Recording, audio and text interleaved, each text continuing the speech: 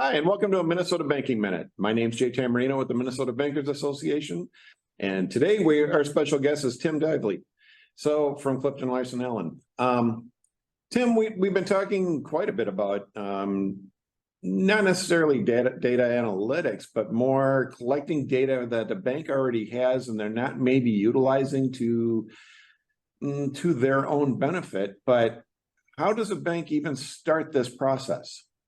Yeah, thanks for having me, Jay. I would say probably the biggest thing is just, first off, the recognition from the board of directors and at the executive level that data is important. I don't want to over dramatize it, but I think that data kind of is at the core of everything that we need to start focusing on going forward. So I think that realization and that buy-in from an executive level is really important, that, hey, this is a path that we're going to go down. We're going to start looking at all of the data that's in our systems to help us solve a problem, to help us remain relevant, and to do all of those sorts of things. And so to us, the biggest benefit that we see with institutions that are able to move the needle a little bit and kind of mature at a quicker pace is ones that take the time to develop a strategic plan around their data strategy, the digital influences, and making sure that they're meeting their performance guidelines of what they're trying to get at, and the ever-changing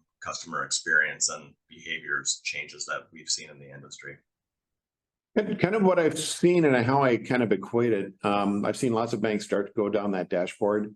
So everything is kind of at their fingertips on a daily basis, where we used to have to wait for reports, but it's maybe not encompassing all the systems that a bank is currently using. It's focused in on one system over another, but there's so many different data points that a bank could be looking at to help inform, to make those decisions that a bank has to make on a very rapid basis.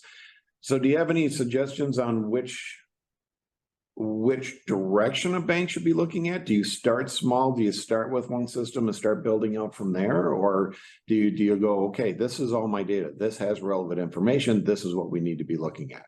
Yeah, I think to a point that you made earlier, I don't know that most banks necessarily understand all of the data that they have available to them and the value that each of those individual data points can provide them. And so to me, I always talk about, let's look at the majority of your data and make sure that that is sound and good. So if you look at most institutions, you're going to be talking about your core data, right? So being able to look at that through the lens of the advanced technology that's out there. You had mentioned dashboards.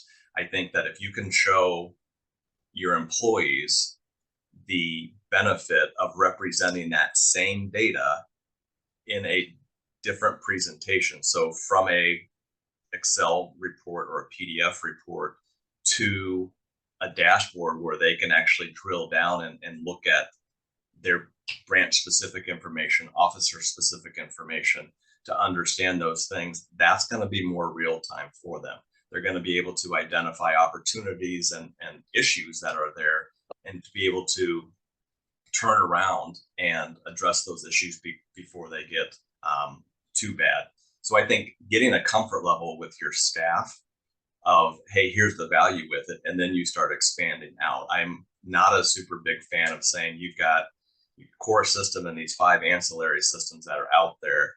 You need to, in one fell swoop, kind of bring all of those in together and start representing the data. That's too much. I think you need to make some incremental improvements as you go through it. I kind of equate it more to like, especially on the IT security side, we've been playing with SIEM systems for a long time, but it's really kind of at the forefront of a bank, because it's consolidating all those security measures that you currently have in place, but it's all tying them back into one spot where you can actually see exactly what's going on in your network and be alerted if you need to do something.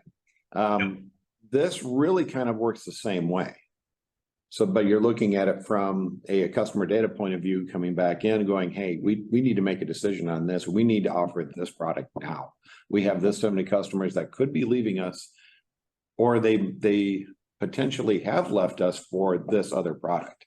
We can make those decisions on the fly if we know about it. Yeah, and I think part of that is when you start the process and you look at what are we currently doing today? What are the reports that we're looking at? And then asking seemingly an odd question, like, do we still need to have that? Is that useful information for us right now to help us get what we want?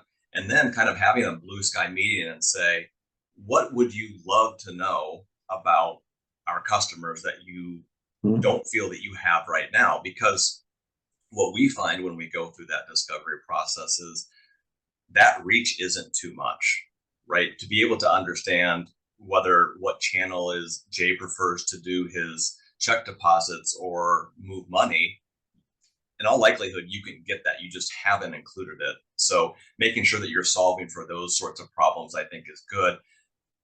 And then recognizing that it's an iterative process, right? You're just going to incrementally start making changes and mature using data to understand your customer preferences and behaviors more, to be able to have you anticipate and adapt when changes do occur. Perfect. Tim, thank you for joining us today. This has been a good conversation. I'm hoping the bankers have questions. They can reach out to you directly. Tim, thanks for joining us today. And this has been a Minnesota Banking Minute.